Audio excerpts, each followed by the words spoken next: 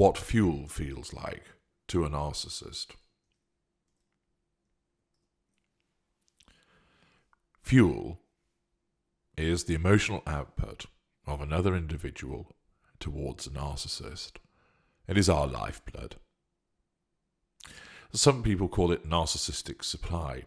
I don't like that term. It's clumsy, inaccurate, and to be frank, takes far too long to type.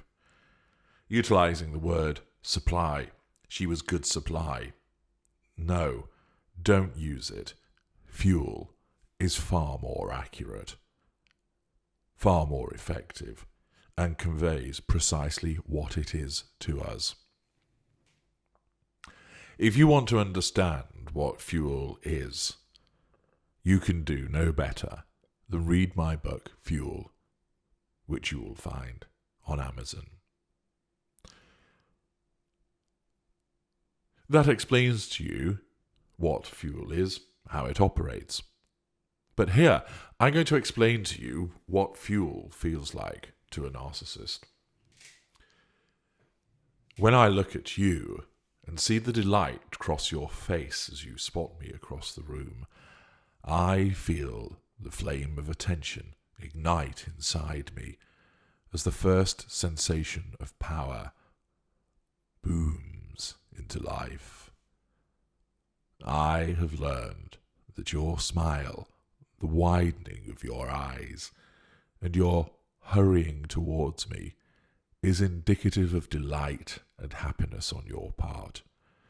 I feed from this, allowing my eyes to drink in the fuel that emanates from your expressions.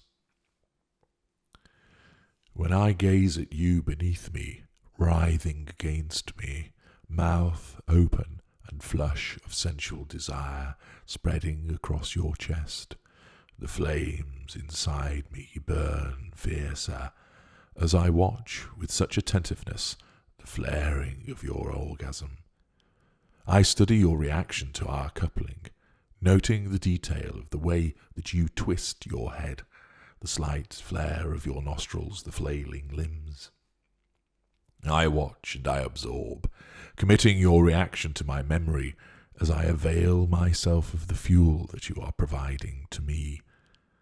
When I stand and stare at you, that baleful glare piercing you from my darkened ink-like eyes, I am savouring your trembling stance.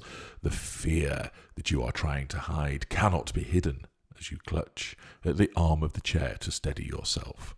I notice this. I see your eyes welling with tears. I stand and I stare, my stare generating your fearfulness, and at the same time absorbing the fuel that flows from your frightened state. When I hear you call my name, that upwards lilt in your voice, the light inflection which denotes that you are pleased to see me, I feel the fuel embracing, creating the fire inside of me, allowing the flames to burn a little brighter and stoking the engine that provides me with my sensation of power. I do not feel delight. I do not feel joy. I replicate the way that looks in order to make you think that I feel them. But as I hear your fuel-laden words, as they break upon my ears, all that I feel is power. Power that I cause you to feel so elated when you call out to me from another room or speak down the telephone to me on repeated occasions throughout the day.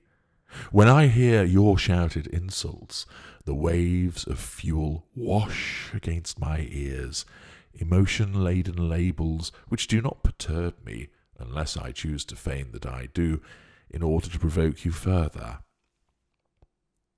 I hear the sound of birdsong, I hear the sounds of a cheering crowd, and I hear the first strains of a piece of music that appeals to me.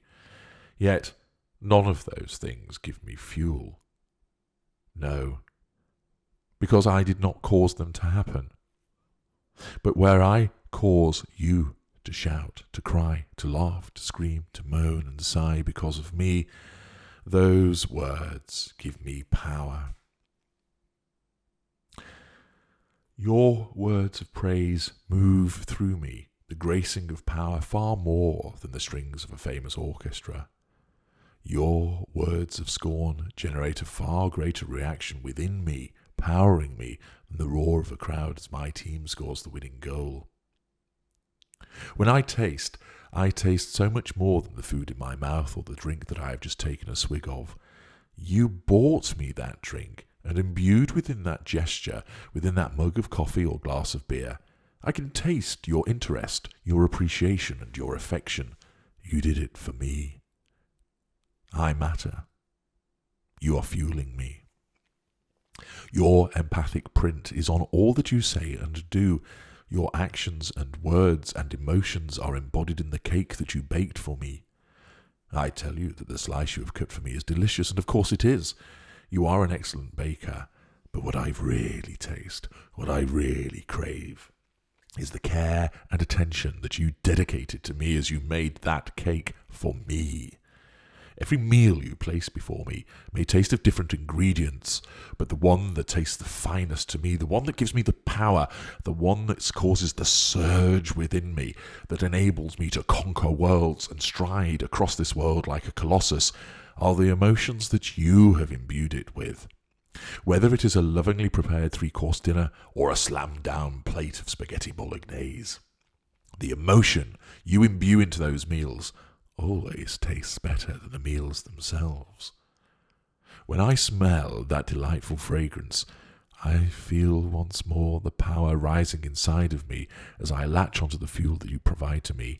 Your action in putting on that scent to please me, because I told you that it is my favourite, goes far beyond the pleasant smell of jasmine or sandalwood. The fragrance tells me how you want me to be pleased by your wearing it, how you wish to smell attractive for me, and thus I am empowered by your action as my nose senses the fragrance. The smell of freshly laundered clothing or bedding, that clean scent is imbued with you caring for me, attending to my washing and the housework, and once again the smell of this act of kindness, of affection, and of caring provides me with the fuel that I need. Even when I tell you that I no longer like a certain perfume you wear, in order to provoke a reaction from you, when you wear it as an act of defiance, you provide me with yet more fuel from this act, which is encapsulated in the scent.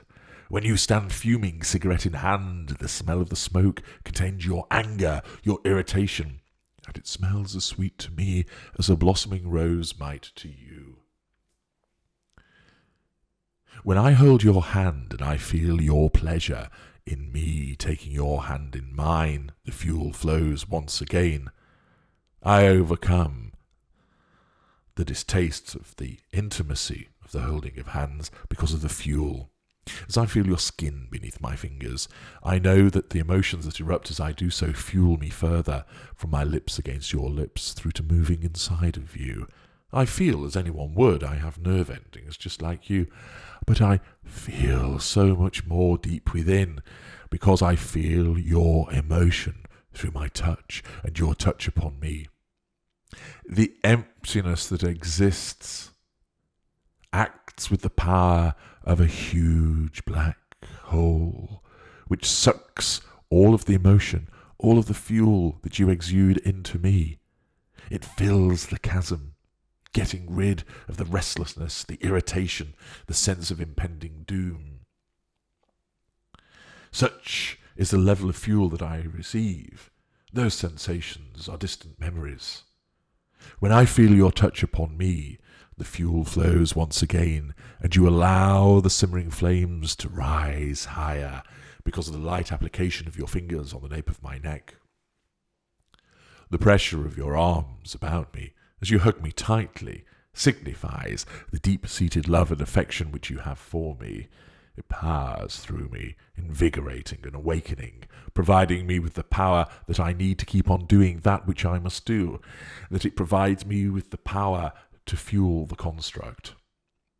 The sting of your hand as it slaps my face, punishment for another of my transgressions as I sort out the touch of another outside our relationship, will hurt my face momentarily. I am, after all, human, in the physical sense at least. The sting that you have left, however, is readily dwarfed by the surge of power I feel inside me at your emotion-filled violence towards me. Touch me, stroke me, hold me, strike me, push me and pull me. It all amounts to a connection where I have attached you to me and sends the fuel flowing from you to me. When I no longer tolerate the affectionate and intimate touches, I crave instead for the terrified grab of my arm or the defensive shove to keep me away from you. I may no longer want you to hold my hand, kiss me, or place a delicate hand upon my brow. Instead, I will welcome the physical manifestation of your anger, your frustration, your hatred, and your fear. Everything that you say and do will be absorbed through my senses. What I see in you, what I hear you say, what I taste, what I smell, and what I feel from your touch, they all provide conduits for me to gather fuel. I am a vast machine which is sucking the emotion from you, from all of my 5 senses, in order to seek to fill this immense emptiness inside me. You make my senses come alive, albeit for one purpose, and this happens in a way that causes the sensations that you feel from the use of your senses to pale by comparison. Fuel feels like power to me. Fuel rises like flames, a rushing sensation, a warmth. In some narcissists, where their fuel provision is sporadic, when fuel levels drop, the unease, the doom, the sense of restlessness, the sense of a foreboding, although they do not know what it is, manifests. They feel like the walls are come tumbling in, that there is something terrible about to happen. Their paranoia increases, and yet when the flames of fuel start to flow within them, as the emptiness fills, it calms, it soothes, it reassures, and then as it rises and rises and rises, the narcissist feels powerful, empowered, indestructible, invincible, an all-conquering machine, the destroyer of worlds, the maker of worlds, a colossus. Fuel feels like power to us, power to fill up the emptiness, power to quash the unease, the uncertainty, the nervousness in those narcissists which are more often afflicted by that as a consequence of their poor fuel provision. The more evolved of us, the higher echelon, the upper mid-range, the greater, and I, the ultra, our fuel matrices are vast, great pipelines of fuel pumping into us, so that we are energetic, enthused, boundless, forging ever further forwards, driven by the collection of this fuel, which powers our construct, keeps the creature locked within, and enables us to achieve. Fuel feels like power to us. Fuel is our lifeblood.